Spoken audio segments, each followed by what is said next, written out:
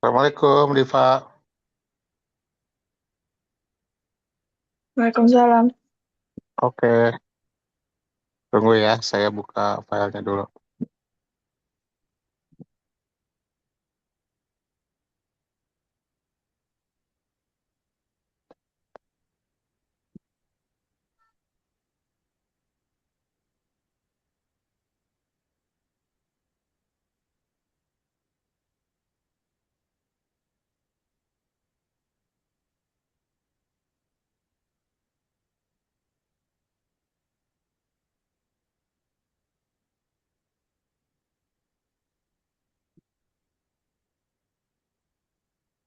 Udah kelihatan? Sudah, Oke, sip.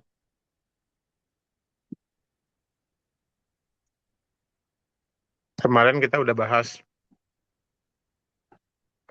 monetary policy, sekarang kita bahas fiscal policy.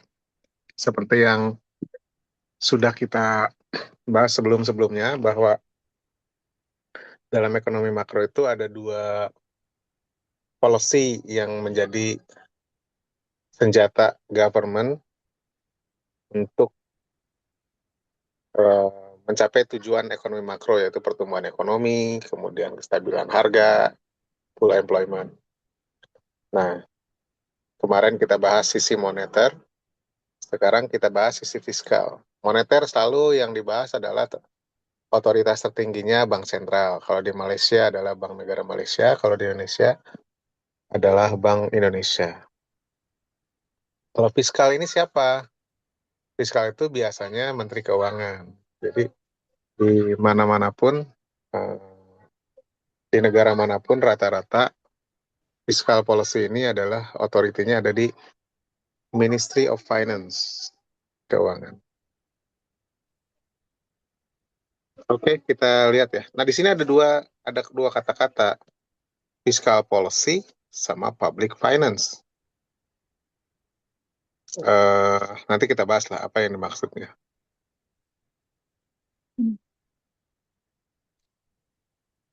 Ups, mana tadi? Ketutup. Oke, di sini kita akan belajar apa itu fiscal policy dan tools yang ada di fiscal policy. Kemudian kita mengenal istilah fiscal stimulus dan fiscal restraint. Kemudian ada istilah automatic stabilizer. Kemudian ada istilah public finance, hubungannya dengan utang negara. Kemudian impactnya terhadap makroekonomi dan isu-isu apa yang ada di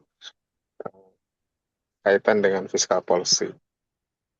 Let's go through satu persatu. Di sini gambarnya nih, lihat.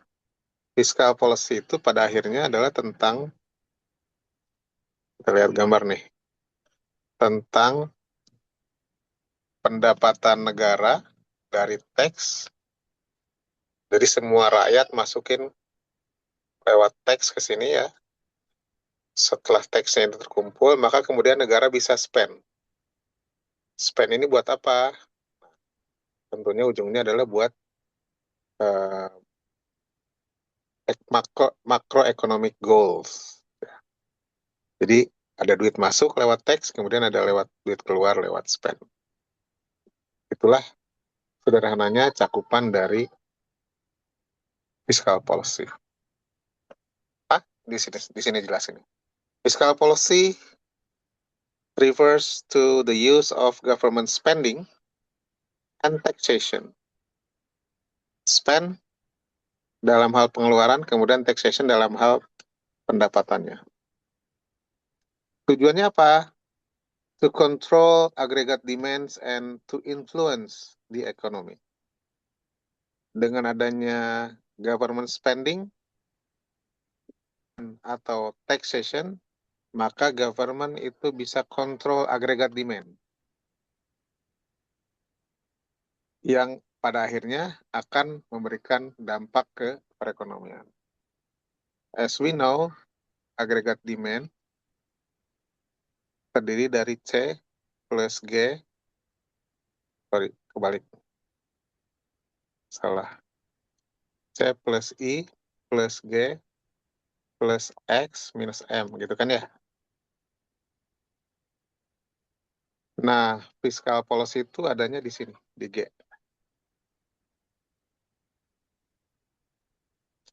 Teksnya di mana nih? Teksnya itu nanti sebenarnya ada di elemen C.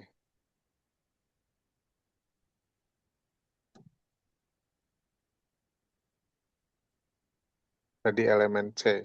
Kalau gede teks, maka C-nya akan berkurang. Gitu. So, jadi simpelnya, fiscal policy itu ada di area sini lah, mainly. Kalau dalam hal spendingnya ya. Kalau dalam hal eh, teksnya adalah di sisi C.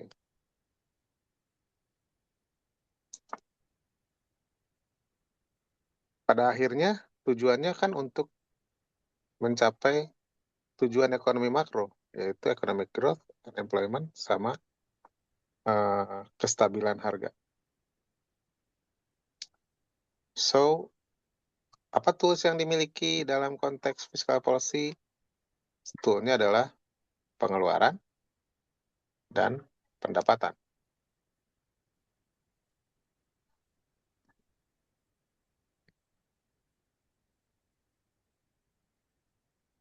Di sini ada istilah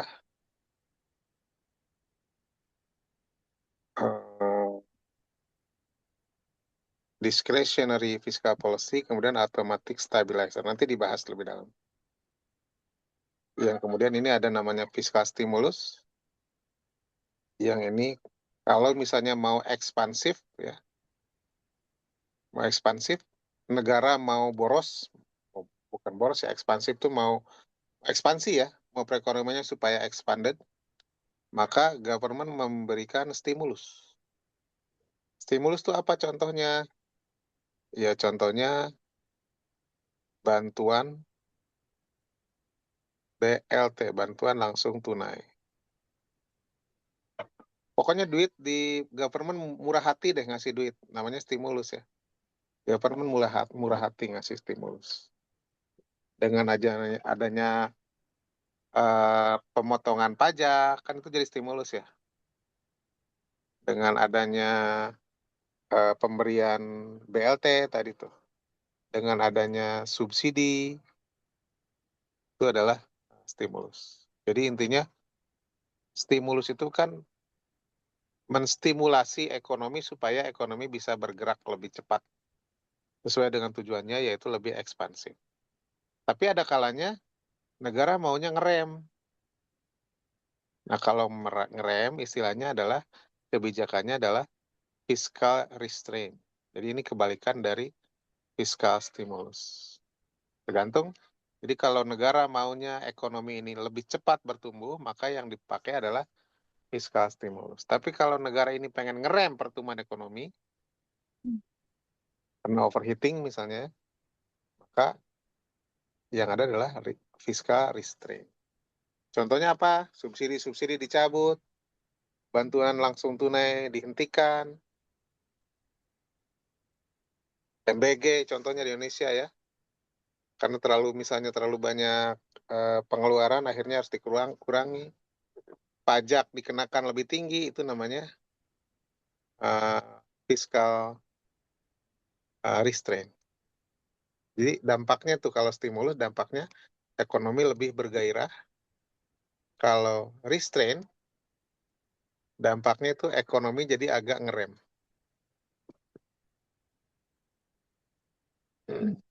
Kita lanjut. Ah, baru udah dibahas di sini. Discretionary fiscal policy. Apa itu yang dimaksud dengan discretionary fiscal policy? It refers to deliberate government actions to influence economic activities. These require explicit decisions by policymakers, often through legislation, and can take time to implement.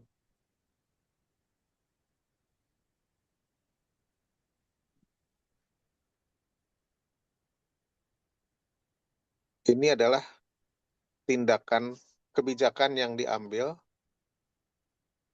yang sangat eksplisit ya, sangat kentara.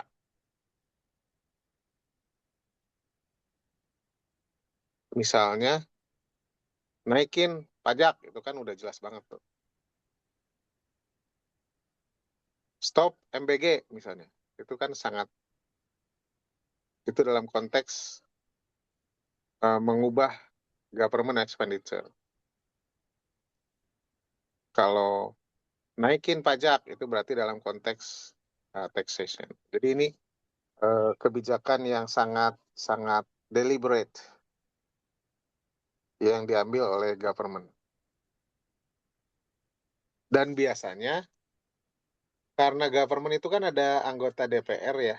Jadi biasanya itu di mana-mana namanya anggaran negara itu tidak bisa diputuskan sendiri oleh pihak eksekutif, tapi juga harus disetujui oleh anggota DPR.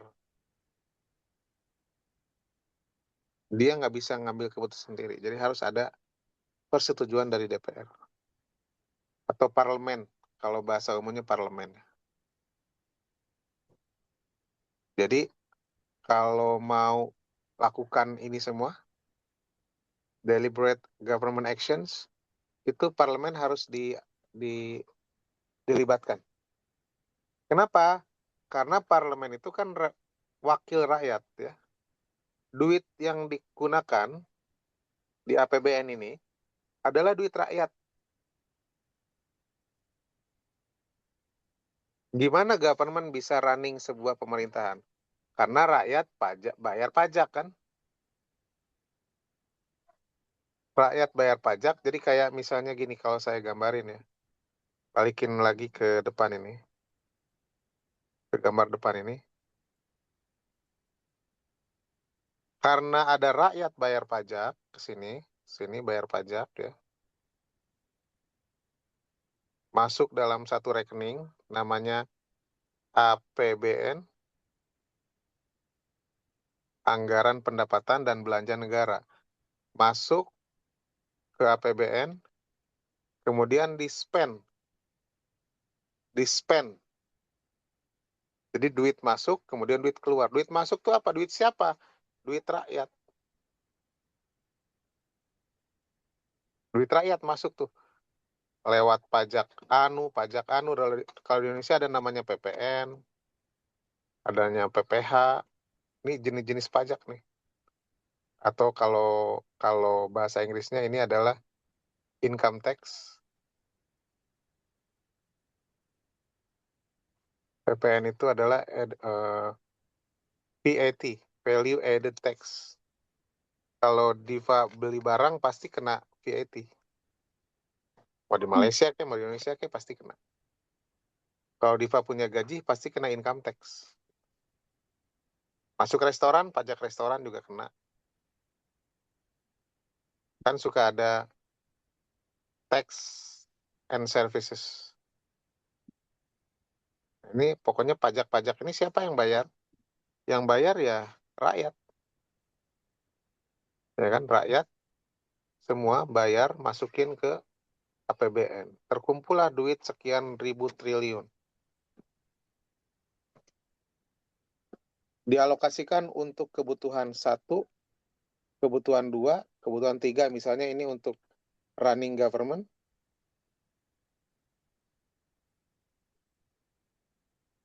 Untuk bayar utang. Untuk subsidi. Untuk apapun terserah. Nah ini, Menteri Keuangan nggak bisa menentukan sendiri. Atau Presiden atau Perdana Menteri, ini nggak bisa menentukan sendiri. Dia harus ngobrol dengan rakyat. Karena yang punya duit ini adalah rakyat. Gitu. Jadi kalau ada duit terkumpul 1.000 triliun, mau dialokasikannya kemana? Ini nggak bisa sembarangan government. Government harus konsultasi dengan rakyat. Nah, rakyat ini adalah DPR. Oh, DPR. Kalau di Amerika namanya House of Representative.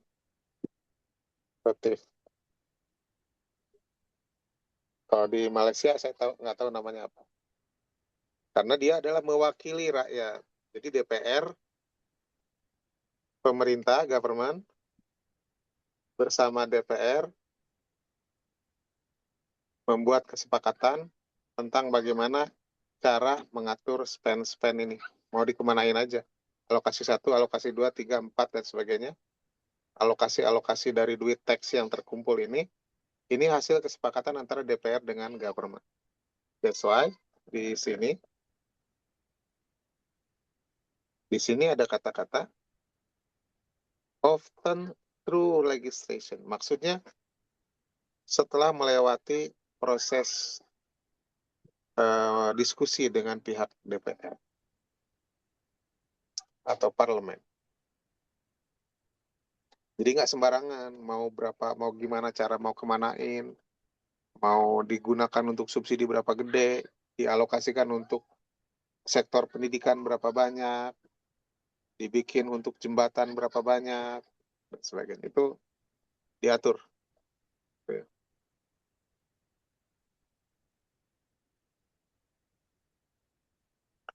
Termasuk berapa banyak tingkat pajak yang harus dikenakan. Apakah 10%, apa 12%, atau gimana, itu rate of taxation-nya itu ditentukan bersama dengan legislator. Nggak bisa, Pak. Government tentukan sendiri. Kenapa? Karena nanti yang membayar itu adalah rakyat. Sumber pendapatan dari negara adalah pajak. Siapa yang bayar pajak? Rakyat. Siapa yang menentukan rate of tax-nya? Harus kesepakatan bersama antara government dengan wakil rakyat.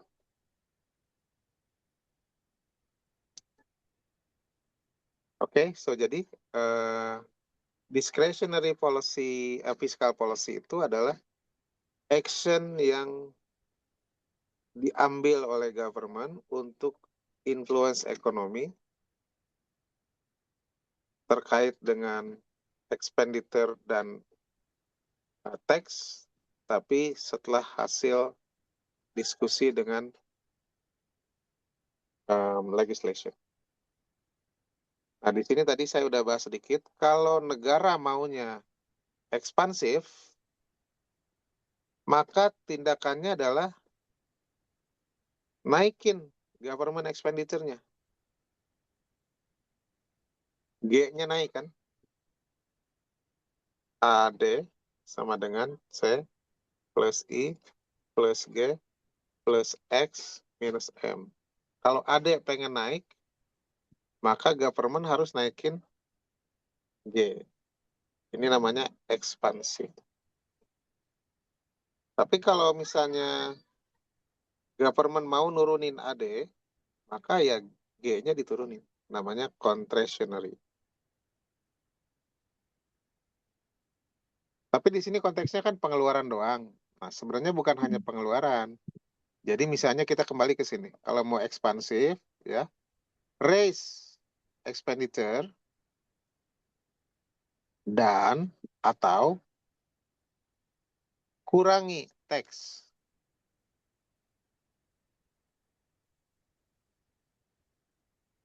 Kenapa?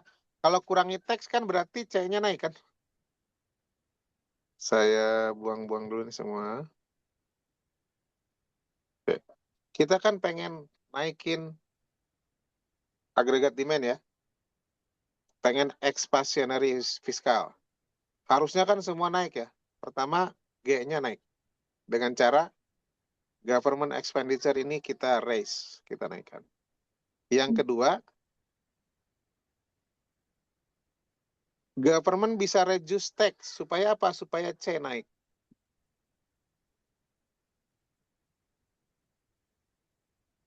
Saya kan punya pendapatan, saya sebagai warga punya pendapatan. Pendapatan itu ini kan saya harus kurangi pajak. Sehingga saya punya disposable Y, punya C, yang kemudian bisa saya konsumsikan. Kalau T-nya diturunin oleh ini, ya, reduce T, T-nya diturunkan, maka disposable income saya kan naik. Sehingga C saya bisa naik.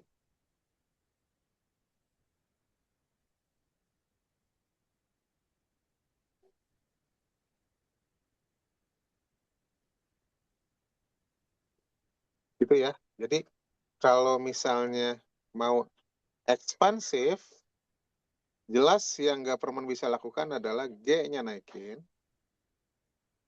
dan atau boleh dua-duanya, boleh salah satu ya, dan atau turunin tax. Supaya apa? Supaya kalau tax diturunkan, maka disposable income warga naik, sehingga C akhirnya nanti akan naik. Nah, dua faktor ini naik, C naik, G naik, maka agregat demand pasti akan naik.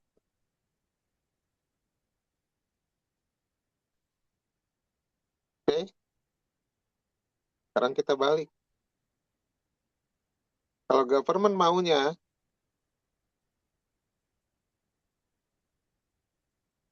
ntar ya, kalau government maunya nurunin agregat demand,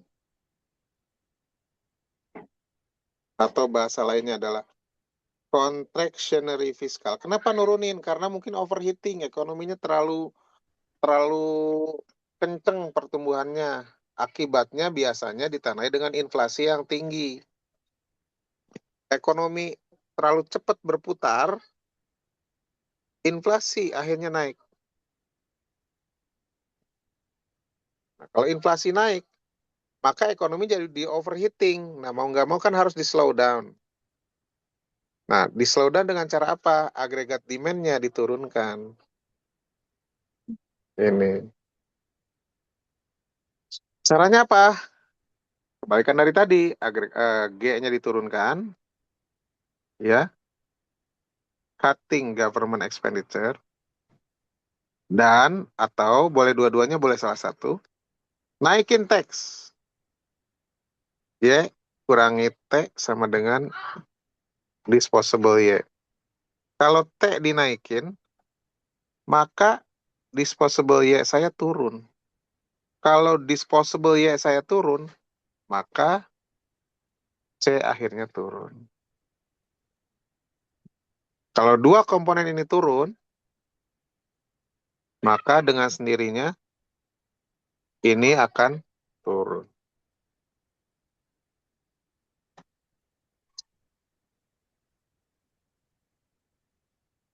Gitu ya. Jadi ada dua sisi ya.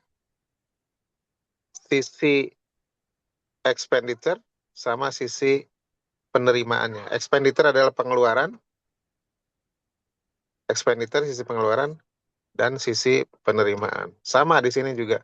Ada action dari sisi pengeluaran, ada action dari sisi pendapatan.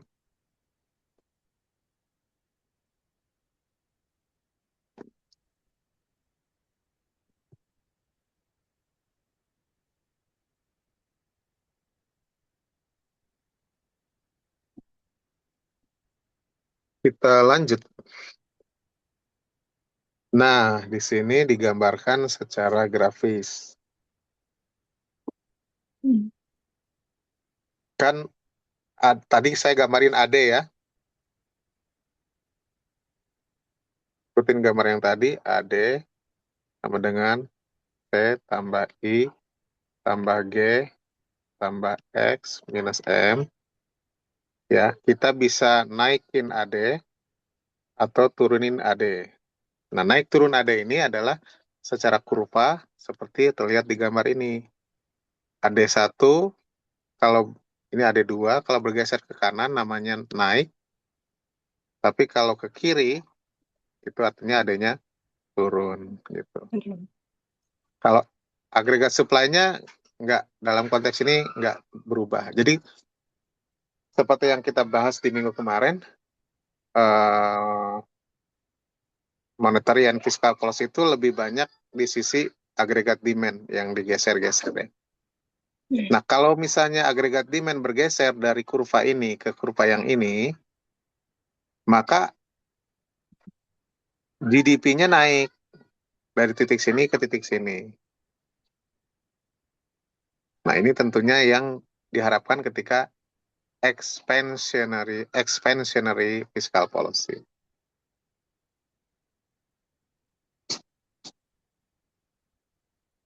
Gimana caranya supaya agregat demand geser ke kanan tadi ya? Nominalnya dinaikin atau teksnya dikurangin.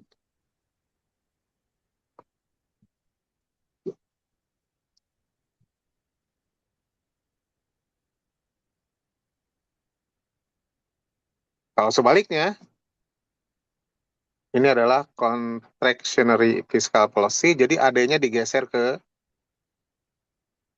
kiri. Ya. Kalau ke kiri, maka GDP-nya akan turun. Gimana caranya? Dibalik.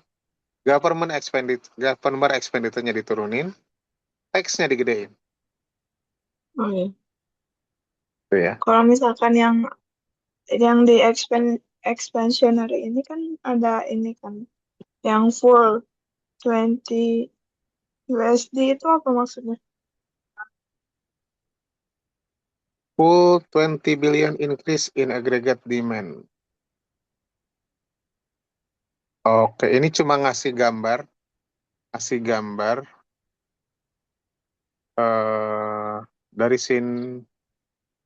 dari sini dari sini ke sini naiknya 50 kan ya? Berapa sih? Ya. 20 ya? Eh, Dari sini oke. ke sini kan naiknya 20. Betul nggak? 490 ke 510 berarti ada kenaikan 20 billion. Betul? Iya.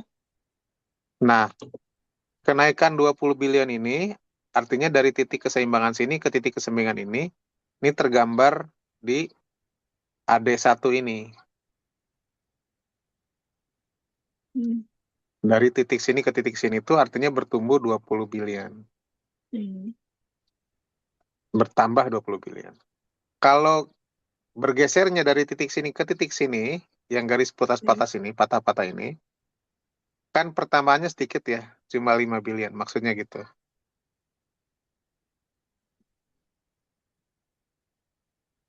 Oh iya ya. Nah, jadi harusnya di sini ada satu gambar lagi dong, harus garis lagi di sini. Jadi 495 gitu. Iya ya. Ya, harusnya gitu ya. Jadi kalau full dari sini ke sini, maka kurvanya adalah yang AD1. Tapi kalau cuma sedikit kenaikannya, maka kurvanya adalah yang garis putus-putus ini. Di sini juga sama, misalnya awalnya kan dari 522. 522 ini ya. Asalnya keseimbangannya di sini. Kalau penurunannya sangat tajam sampai ke AD3, berarti kan berkurangnya berapa nih? 18 ya? 12.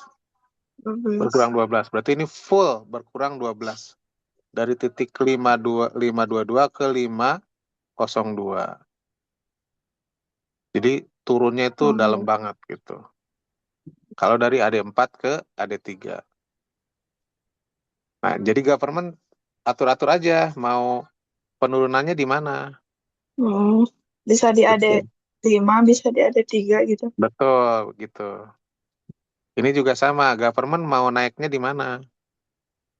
Mau Berarti di kalau yang expansionary, kalau misalkan ekonomiknya lagi ini ya, lagi lambat gitu, lagi lambat ya. ke Government mau Indonesia. betul, betul. Lagi lambat, mau mau seberapa cepat itu tergantung seberapa banyak agregat demand yang bisa Mm-mm. dia kontrol ya. Hmm. Demikian pun Tapi sebaliknya ya, katanya berarti kalau, pemerintah sorry, apa? kenapa?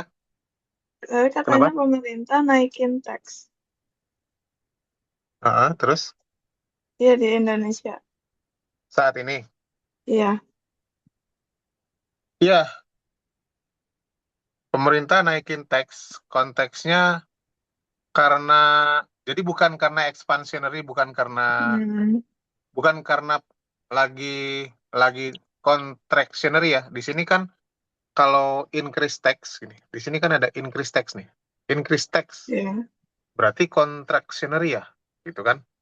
Karena kalau kalau expansionary kan cutting tax. Mm-mm. Nah, apakah artinya, ini pertanyaan bagus dari Diva, apakah artinya kalau Indonesia saat ini banyak naikin tax, apakah artinya Indonesia sedang contractionary? Enggak. Jawabannya enggak. Nanti ada di slide berikutnya, Diva. Oh, Eh, ada di oke. slide berikutnya, sebentar ya. Nah, di sini, sebentar. Nanti kebahas kok. Oke, oke. Nanti kebahas pas bagian public finance. Tapi sementara pahami dulu ya, aja sesederhana ini ya.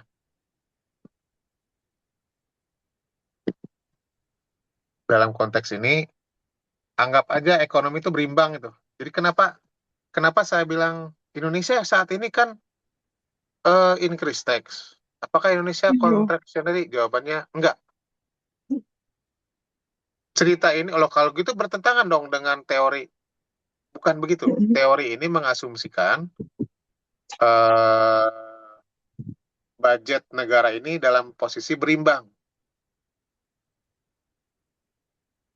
Nah, sementara dalam reality budget itu atau APBN kita itu bisa dalam posisi defisit. Defisit. Heeh. Oh, APBN-nya. Heeh, gitu. Nanti ya kita bahas kalau udah sampai di situ. Oh, Di iya. sementara ini cerita ini hanya berlaku dengan asumsi APBN-nya itu berimbang. Hmm.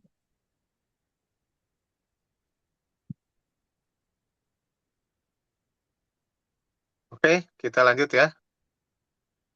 Tadi kita udah tahu istilah contractionary fiscal policy, expansionary fiscal policy, kemudian sekarang ada istilah fiscal stimulus dan fiscal Hmm. restraint. Apa maksudnya?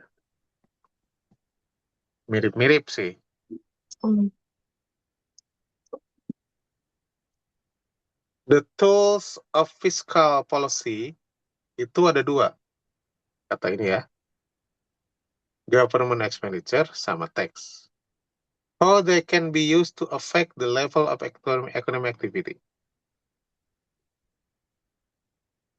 Atas dua ini bisa dibikin fiscal stimulus, bisa dibikin fiscal restraint. Sebentar.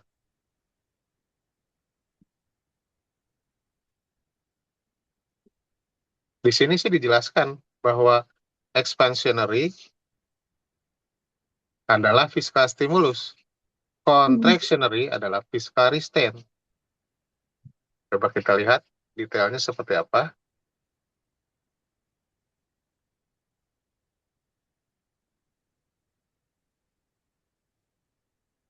Fiscal stimulus involve increasing government spending and or reducing tax to boost economic activity. It is typically used during recession or periods of high unemployment. The goals of fiscal stimulus are to increase aggregate demands, reduce unemployment, and stimulate growth. Fiscal stimulus is a tool used with expansionary fiscal policy.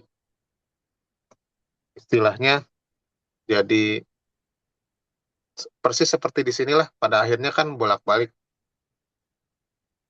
Apa itu expansionary fiscal policy? Fiskal stimulus. Ya. Apa itu contractionary fiscal policy? Jawabannya fiscal restraint. Hmm.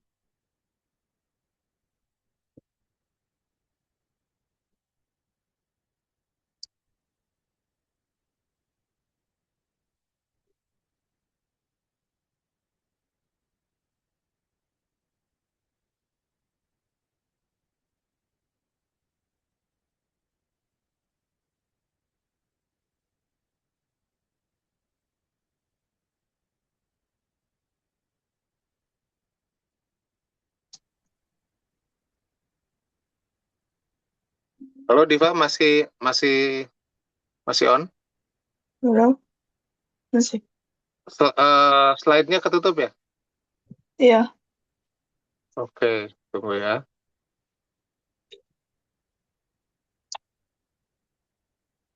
Sekarang udah kelihatan lagi.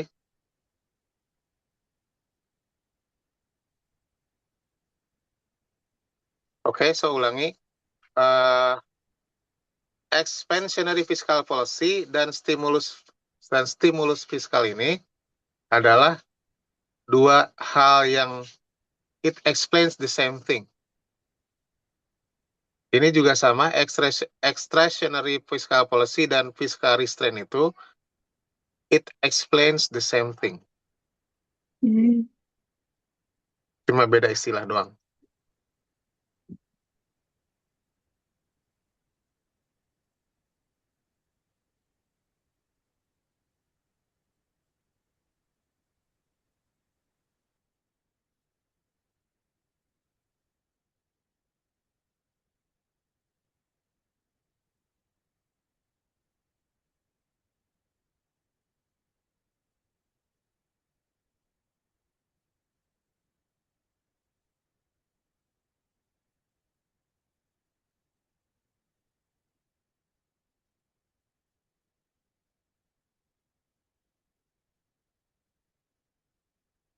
Bentar ya, kenapa ketutup terus?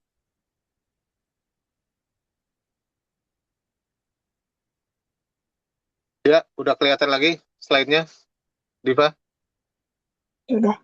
Oke, di sini diceritakan pasca COVID, itu pemerintah Malaysia memberikan fiskal stimulus berupa program Prihatin. Prihatin Rakyat Economic Stimulus Package. In response to the COVID-19, Malaysia implemented.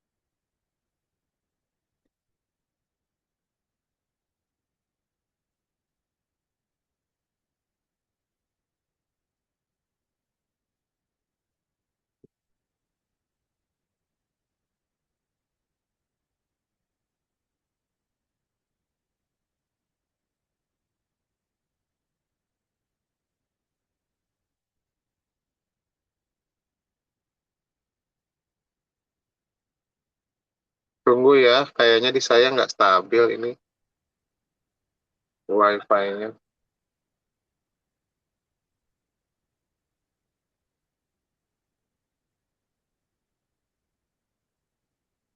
Oke, jadi di Malaysia namanya Prihatin, di Indonesia namanya BLT.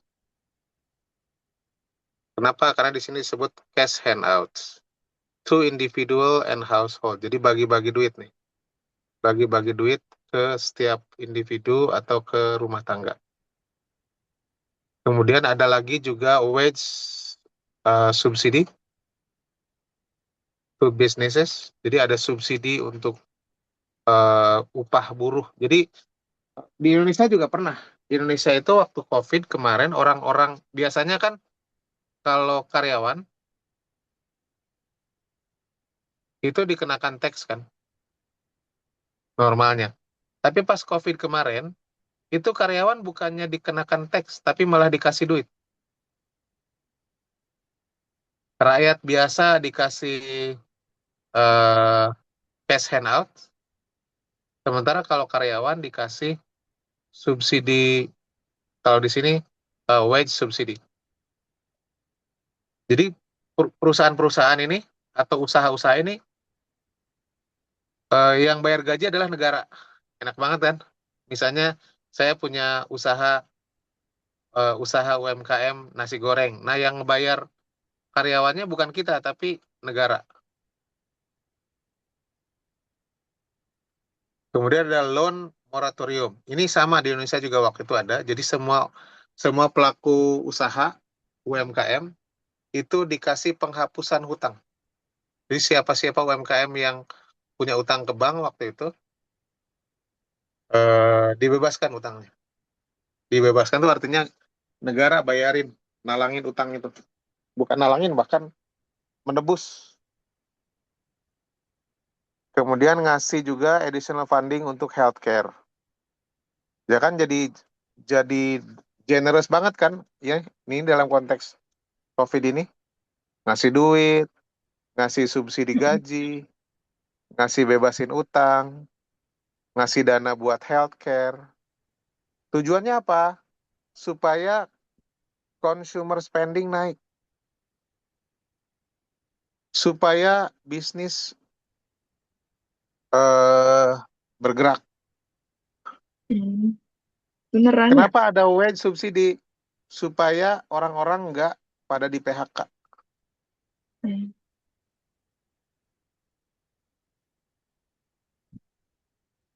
Nah, kalau Diva kan waktu itu, waktu COVID, nggak tahu seperti apa susahnya orang bekerja, ya. Ya. Susahnya orang, eh, bahkan banyak yang di PHK,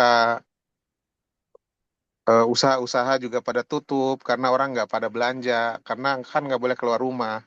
Akhirnya itu kan ekonomi jadi lesu.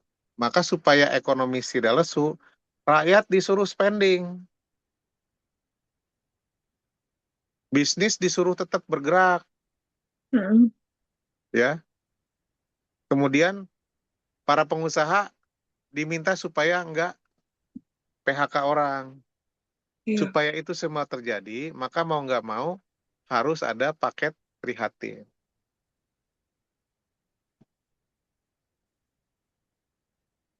Gitu. Di Malaysia ya. Di Indonesia juga sama programnya.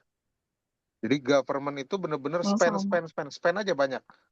Temanya Ya. adalah spend sebanyak-banyaknya. Duitnya dari mana ini? Kok government bisa spend? Nah, nanti kita, Teks. ya awalnya dari tax sih. Dari APBN. Tax. Betul. Dari tax kemudian bisa dipakai untuk ini. Hmm. Kalau kurang, nah nanti kita bahas di slide berikutnya. Itu yang contoh bagaimana government di Malaysia memberikan fiscal stimulus. Contoh pertama. Ya. Contoh kedua, MRT. MRT ini hanya bisa dijalanin oleh negara. Investment in large infrastructure project like MRT ini bisa stimulate economic activity ya. Jadi kalau ada MRT, kalau misalnya bayangin kalau misalnya ada jalan tol, ada MRT, itu kan masyarakat jadi mudah bergerak kan, dan harga ongkos ke sana kemari jadi murah. Nah, jadi infrastruktur ini akhirnya bisa menstimulate economic activity. Kenapa? Hmm. Karena connectivity antar satu tempat dengan tempat lain kan bisa lebih mudah. Ujungnya orang jadi lebih produktif, sehingga pada akhirnya ekonomi bisa bertumbuh. Jadi government mau nggak mau harus keluar duit yang gede nih. Ini kan bukan duit kecil-kecilan. Proyek MRT, proyek jalan tol, proyek jembatan. Ya, ini ada dua tempat misalnya. Kalau ada jembatan kan antara sini dengan sini bisa saling terkoneksi. Kalau ini saling terkoneksi, maka ekonomi kan bisa bertumbuh. Hmm. Jadi government mau nggak mau harus ngebangun jembatan. Government mau nggak mau harus bikin MRT. Government mau nggak mau harus bikin jalan tol. Gitu. Tujuannya apa? Supaya stimulate economic activity. Nah, di sini ada contohnya MRT, dan contoh kedua adalah Pan Borneo Highway, jalan tol. Ini pasti di Pulau Kalimantan. Kan Malaysia juga ada di Pulau Kalimantan ya. Tuh kan, East Malaysia. Jadi supaya connectivity di Malaysia Timur, di Pulau Kalimantan, dibangunlah ini Pan Borneo Highway. Ujungnya sama, yaitu stimulate economic activity. Kemudian yang ketiga, tax relief and incentive. Jadi dicabut, nggak ada tax. Tax income reduction and rebate. Jadi dikurangi, yang misalnya di pajaknya asalnya 20%, diturunin, di reduction menjadi 10%. Atau investment incentive. Jadi siapa-siapa yang berinvestasi, terutama foreign investment, direct investment, FDI, ini istilahnya FDI, itu biasanya ngasih tax holiday atau other incentive. Supaya apa? Supaya ada investasi di sektor-sektor yang memang dibutuhkan oleh negara. Saat ini contohnya misalnya EV, electronic vehicle. Government kan mau stimulate sektor green economy misalnya ya. Renewable energy di sini nih. Kalau government pengen stimulate renewable energy, green economy, maka mobil yang harus didukung oleh government adalah EV, electric vehicle. Jangan mobil berbasis BBM. Kalau government maunya itu, maka government harus kasih insentif. Harus kasih investment insentif ke perusahaan-perusahaan yang direct investment di bidang EV tadi. Contoh. Ini contoh fiskal stimulus. Kalau contoh fiskal restraint gimana? Fiskal restraint ini juga pasti pernah dilakukan, yaitu pasti ceritanya di sini jadi tambah berat hidup kita. Ada Goods and Services Tax, GST. Kalau di Indonesia ini namanya PPN. Goods and Service Tax. Ada namanya subsidy rationalization. Misalnya biasanya ada fuel subsidi, tapi di reduce, ya, di redirect duitnya untuk kegiatan lain. Asalnya misalnya punya 300 triliun untuk subsidi BBM, sekarang di-cut hanya 200 triliun, yang 100 triliun misalnya dipakai untuk education. Misal kayak gitu ya. Ini namanya subsidy rationalization. Ini contohnya apa? Contoh terkait dengan budget, reducing budget deficit. Jangan sampai budget kita mengalami defisit. Nah, jadi konteksnya Indonesia tadi, kan tadi Diva bertanya, Indonesia naikin teks dalam rangka apa? Ini dalam rangka ini budget defisit. Budget deficit.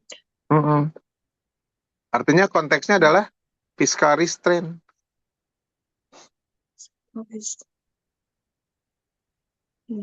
Karena APBN mengalami defisit, maka mau nggak mau kenain pajak atau kurangin subsidi. Gitu. Itu yang pertama contohnya. Kalau yang kedua gimana? Yang kedua ini adalah tentang pengelolaan utang. Utang memang nambah pendapatan buat negara ya, tapi juga ada kewajiban, maka harus diatur nih pengelolaan utang nih. Government has taken measures to cap public debt and avoid excessive borrowing. Jadi jangan sampai keenakan minjam. For instance, setting statutory debt limits and adhering to fiscal rules that limit the budget deficit as a percentage of GDP. Jadi biasanya DPR, wakil rakyat, bikin debt limit. Government boleh minjem, ngajuin utang ke luar negeri maksimal misalnya 30% dari GDP, misal ya. Jadi ada aturannya. Kenapa diatur begini? Supaya tidak ada excessive borrowing. Nggak keenakan minjem. Gampangnya gini deh, Deva bisa minjem duit? Nggak bisa. Diva kira-kira bisa nyicil nggak kalau misalnya minjem duit? Bisa. Tapi kalau cicilan Diva adalah 50% dari pendapatan Diva, kira-kira sehat nggak? Nggak sehat dong. Jadi mau nggak mau misalnya gini, Diva diatur. Diva kalau minjem duit, pastikan bahwa duitnya itu cicilannya itu nggak nyampe dari 30% dari pendapatan Diva. Contoh kayak gitu ya. Jadi diatur nih oleh government, oleh negara, oleh rakyat, oleh wakil rakyat. Government kalau minjem duit, maksimal total utang kita adalah 30% dari GDP misal. Supaya apa? Supaya nggak keenakan, tidak excessive borrowing.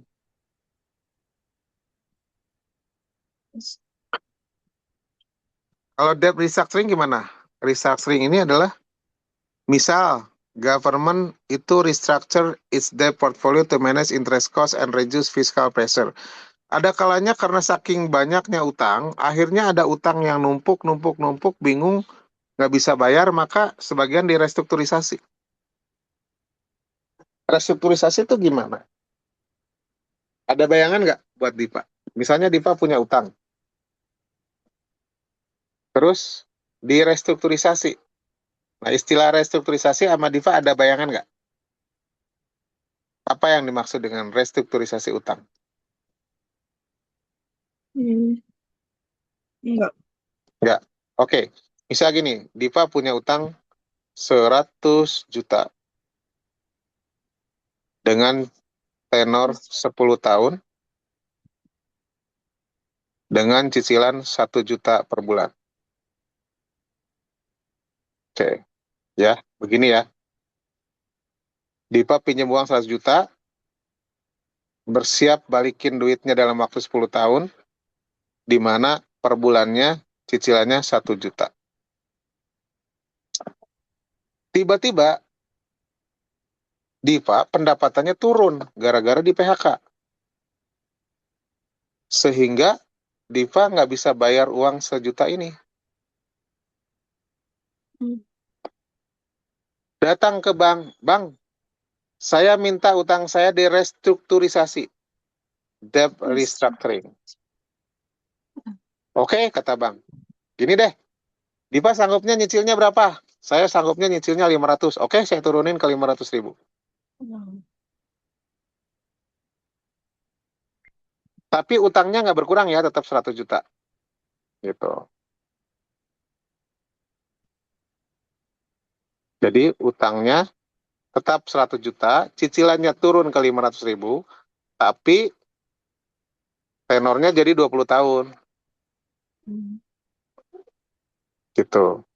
Jadi Diva kalau misalnya nggak sanggup bayar cicilan 1 juta per bulan, bank bersedia nurunin cicilan cuma 500.000. Tapi tenornya manjang jadi 20 tahun. Nah, Diva dalam posisi tidak punya, dalam posisi pendapatannya turun, kira-kira ini penawarannya make sense nggak? Diva dalam posisi pendapatannya turun, habis di PHK misalnya. Make sense nggak? Mana yang lebih baik? Mending yang ini, yang A, atau yang B?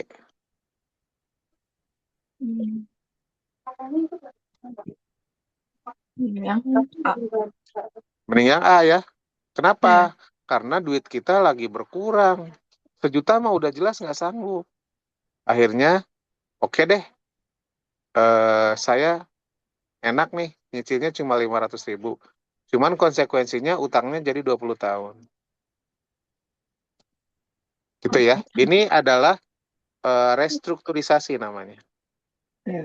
Restructuring. Restructuring itu Restructuring. utangnya di diatur ulang Hmm. supaya tidak terlalu berat, tapi pihak yang kreditor juga tidak dalam posisi dirugikan.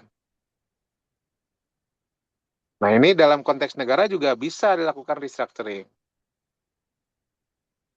Seperti sederhananya tadi dalam konteks kita sebagai individu ya.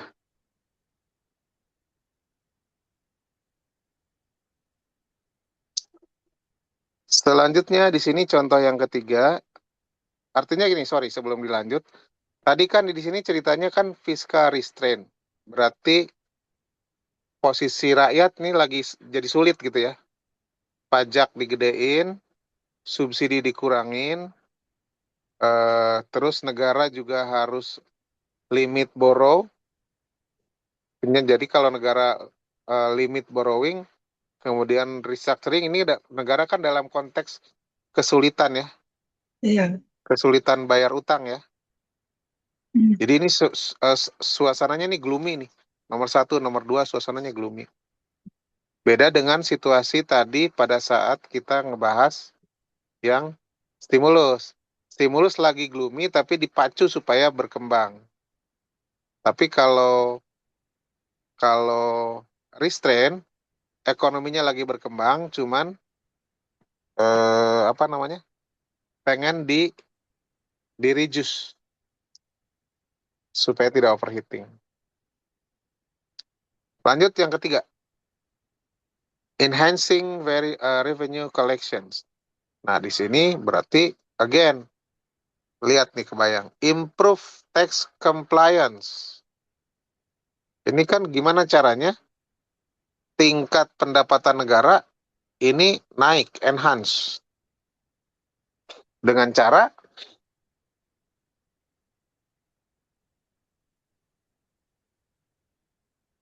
enforcement. Semua orang dikejar-kejar harus bayar pajak. Siapa-siapa yang belum bayar pajak dikejar. Karena bayar pajak ini kan wajib, kewajiban warga. Maka negara berhak mengejar enforcement. Siapa yang belum bayar dikejar, ditagih.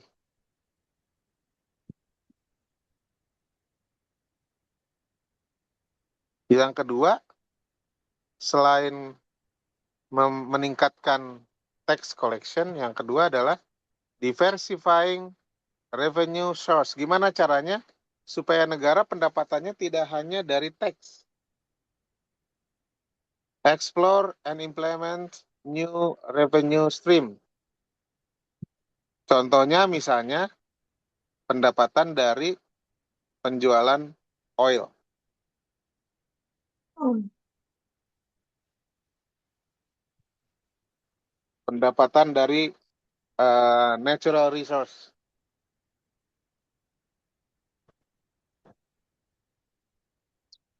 Konon di Brunei itu nggak ada tax. Kenapa? Karena oil revenue-nya gede. Di Dubai juga katanya nggak ada tax. Kenapa? Karena dia punya punya revenue source yang lain. Indonesia ada dapat dari oil nggak? Dapat. Dapat dari tax nggak? Dapat juga. Hmm. Tapi nggak bisa menggantikan. Dulu sih, dulu banget zaman zaman presiden sebelum reformasi lah. Itu kita punya oil revenue yang tinggi. Tapi sekarang sih nggak. Jadi Indonesia sangat reliant on tax. Malaysia juga kayaknya sama.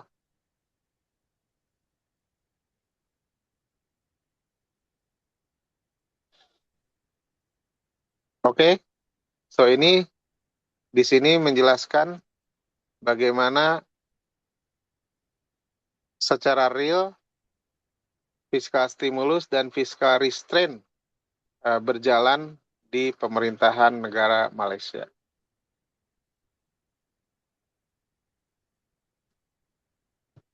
Oke, di sini kita sudah bahas yang ini, Ya. yang terdiri dari dua ini, ya. Sekarang kita bahas yang ini. Apa itu automatic stabilizer?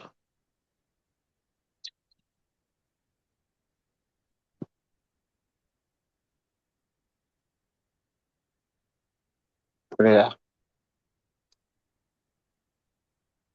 Refers to built-in mechanism that would kick in automatically to counteract economic fluctuation without the needs for explicit government interventions.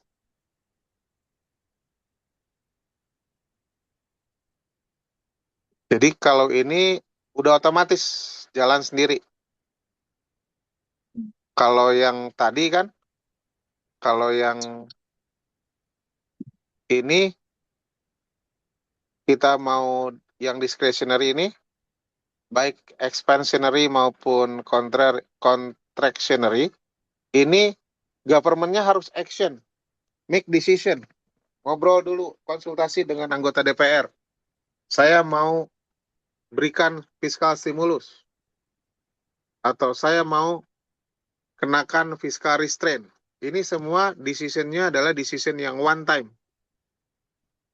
Tapi kalau automatic stabilizer ini, government nggak usah banyak action apa-apa, dia udah jalan sendiri.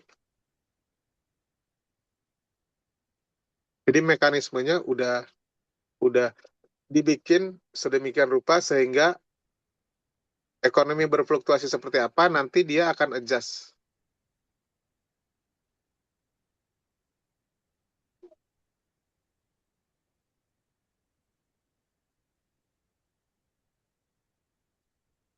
Contoh progressive tax. Contoh gini, progressive tax itu berapa? Misalnya gini, di Indonesia juga ini diterapkan. Kalau saya gajinya misalnya ya, di bawah, ini misal doang ya, 5 juta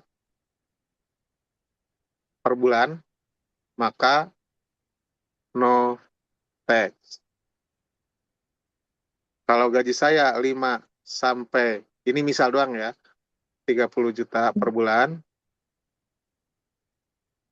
kena tax-nya 15%. Misal ya. Kalau gaji saya antara 30 sampai 100 juta per bulan, itu kenanya 25%. Kalau di atas 100 juta, ini kenanya misalnya 35%. Jadi udah otomatis nih Diva. Pas Diva gajinya di level di bawah 5 juta, maka teksnya udah jelas yang ini. Tiba-tiba Diva dinaikin gajinya oleh bosnya. Dari 5 juta jadi 10 juta. Sehingga masuk ke level yang ini kan. Maka otomatis Diva kena pajaknya ini.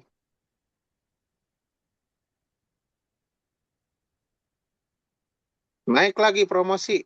Posisinya menjadi manajer. Sehingga gajinya menjadi 40 juta. Berarti masuk ke bracket yang ini. Maka teksnya otomatis yang ini. Dan terus Diva jadi direktur, gajinya di atas 100 juta. Maka pajaknya otomatis yang ini. Ini disebutnya progresif. Kenapa progresif? Dari no tax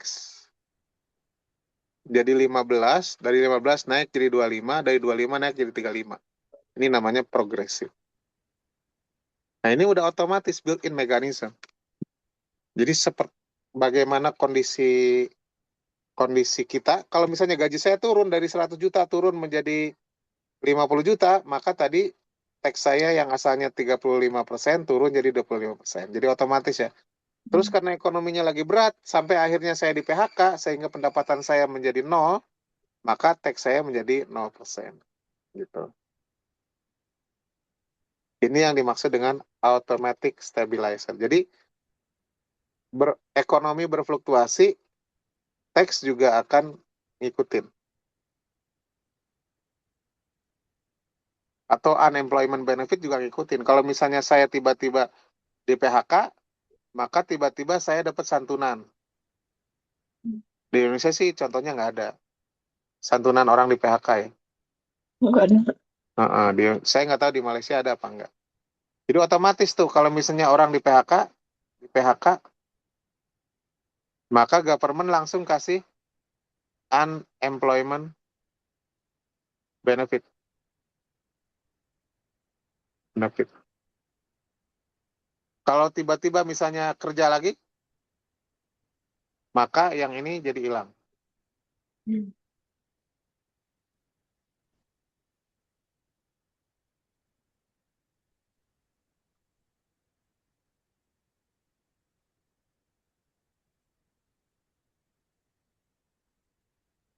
Ini namanya stabilizer.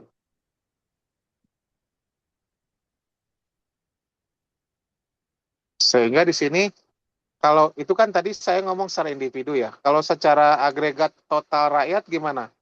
Sama ya. As national income raise, karena gaji si A naik, gaji si B naik, bisnis usaha anu naik, naik, naik, semuanya pada naik, ya. Maka national income kan naik. Karena national income naik, maka amount of tax people pay automatically juga naik. Gitu. Jadi ini udah otomatis. Apalagi misalnya jika digunakan secara progresif yang tadi ya.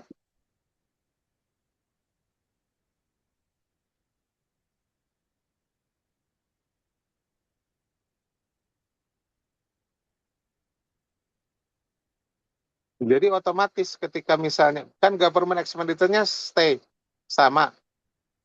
Government expenditure misalnya totalnya 1.000 triliun. Ya. Mau GDP di sini, mau GDP di sini, mau GDP di situ, expenditure mah tetap aja segitu. Garis lurus. Nah, pada saat naik,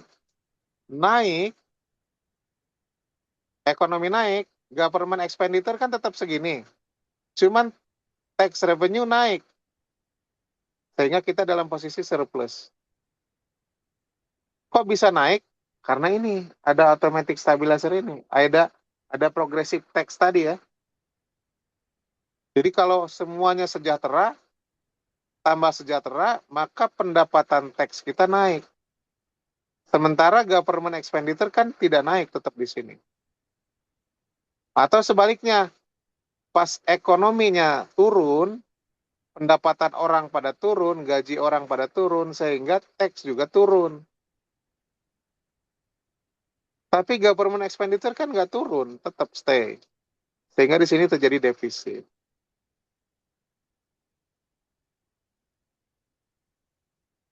Gitu. Ceritanya kayak gitu ya. Jadi automatic stabilizer ini adalah perundang-undangan perpajakan yang menyebabkan pendapatan pajak kita itu naik atau turun tergantung GDP level kita. Kalau GDP-nya bergeser ke kanan, maka tax naik. Kalau GDP bergeser ke kiri, maka tax turun. Akibatnya ke fiskal kita bisa dalam posisi surplus, bisa juga dalam posisi defisit.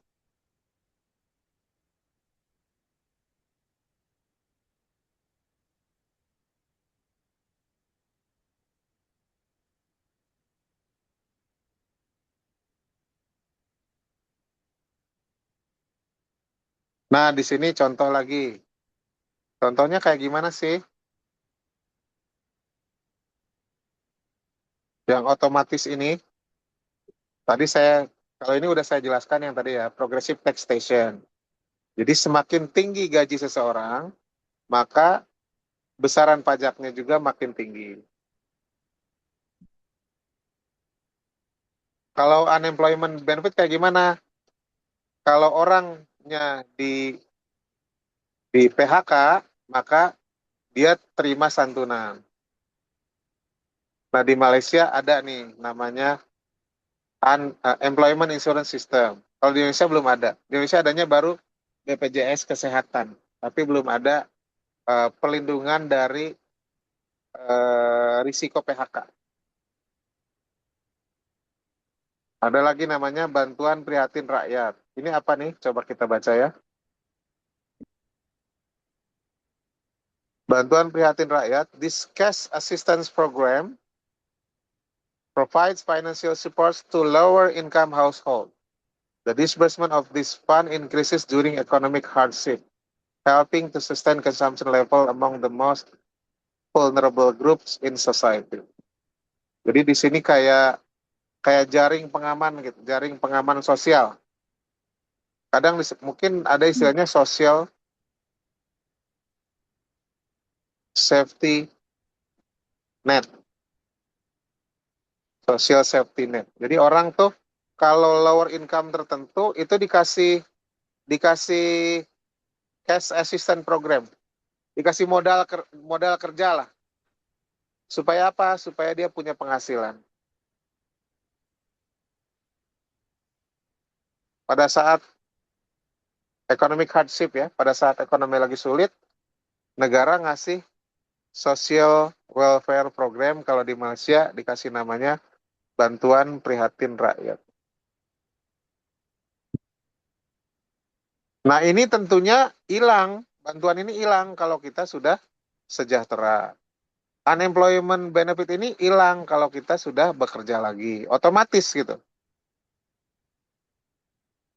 Tax ini bakal tinggi pada saat income kita tinggi, bakal rendah pada saat income kita juga rendah.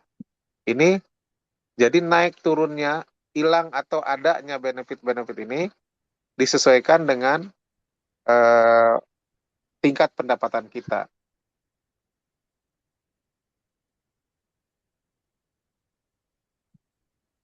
Ada juga di sini contohnya adalah corporate tax adjustment.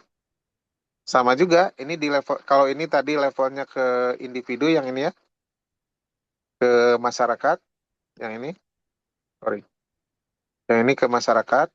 Ya. Kalau yang ini adalah ke perusahaan.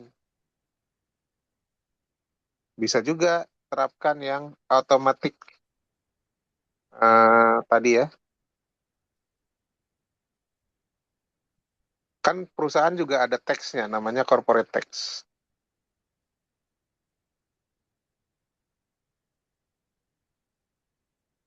Pada saat ekonomi bertumbuh, profit perusahaan naik sehingga higher tax revenue. Tapi sebaliknya pada saat downturns, profitnya turun, maka kewajiban tax turun malah untuk supaya bantu ekonomi gitu. Jadi ini udah otomatis ya. Contoh bagaimana, sorry, contoh bagaimana automatic stabilizer ini diterapkan untuk dunia korporasi. Nah, ini juga subsidi untuk fuel sama food. Subsidi-subsidi ini hanya diberikan pada saat situasi tertentu, tapi otomatis juga akan hilang dengan sendirinya pada saat keadaan lebih baik. Itu ya, ini contoh-contoh bagaimana ini udah nggak perlu decision berat lagi, nggak perlu ngobrol sama DPR lagi, pokoknya akan otomatis berjalan dengan sendirinya Iya, iya. menyesuaikan kondisi ekonomi.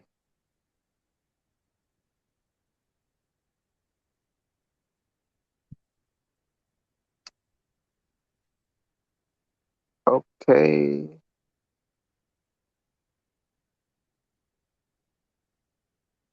Nah, ini tentang tentang materi tentang fiscal policy udah habis. Iya. Saya simpulkan dulu sedikit. Jadi apa itu fiscal policy?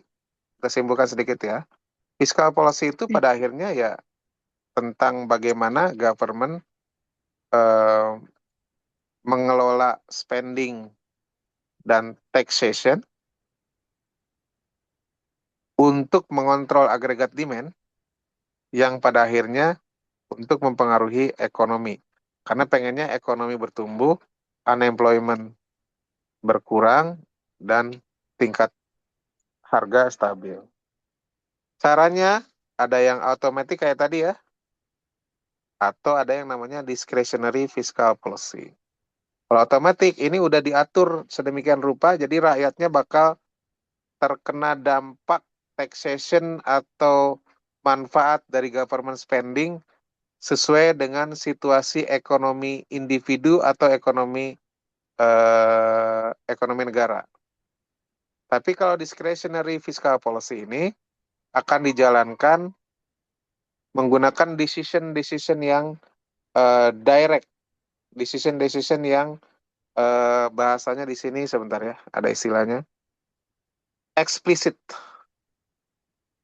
decision-decision yang sifatnya eksplisit yang biasanya memerlukan konsultasi dengan pihak parlemen. Sehingga nanti disepakati apakah kita akan memberikan stimulus atau kita akan memberikan restraint. Kapan stimulus diberikan? Kalau government maunya kita ekspansif. Kapan restraint diberikan? Kalau government maunya kita ada contractionary. Gitu ya. Apa tandanya negara perlu contractionary? Tandanya adalah overheating, inflasi tinggi. Apa buk, eh, gejalanya bahwa negara ini perlu expansion?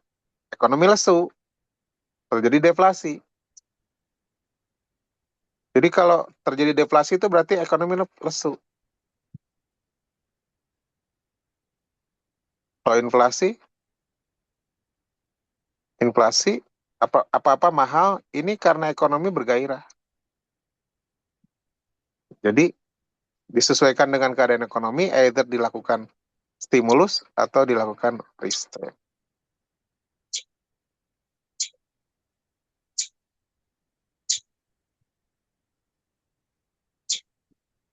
Oke, kesimpulannya itu sementara Diva. Ini Diva bisa menjelaskan ini ya? Ya. Oke, ini juga bisa. Nah, untuk basic selanjutnya nanti kita bahas untuk public finance. Apa itu Hmm. bedanya public finance dengan fiscal policy? Kita lanjut di 2 hari berikutnya ya. Ya. Nah, Berarti Senin ya? ini hari apa sekarang? Iya, Senin. Kalau Senin Eh, sore ini mau ada apa? Exam statistik. oh, gitu. Heeh. Ya. Intinya sih gini, Diva. Saya supaya nggak terlalu apa ya, nggak terlalu berat buat Diva. Hmm. Jadi saya usulkan 2 hari sekali. Tapi kembali sesuai dengan kebutuhan Diva. Kalau Diva merasa ini kayaknya perlu ngebut deh, ya udah kita ngebut aja. Tapi kalau kata Diva nggak apa-apa deh, santai aja. Nah, santainya itu dua dua kali sehari, 2 hari sekali ya. Ya. Tapi kalau Diva butuh, kayaknya saya lagi menjelang ujian, butuh buru-buru nih, ya udah kita percepat aja. Intinya sih Ya. saya sesuaiin nama Diva aja. Gimana tadi Senin gimana? Senin sore ya ada exam ini Oh, ada exam statistik. ini. Oh, Enggak, sorry. bukan yang ini. Kalau yang ini nanti tanggal 6. Oh, oke. Ya udah berarti masih masih ada waktu banyak ya. Ya. Oke. Jadi eh, mau ketemu lagi hari apa? Selasa. Ya, sosok. Oke, siap. Nanti saya kirim linknya hari Selasa ya. Ya. Yuk, Assalamualaikum. Salam.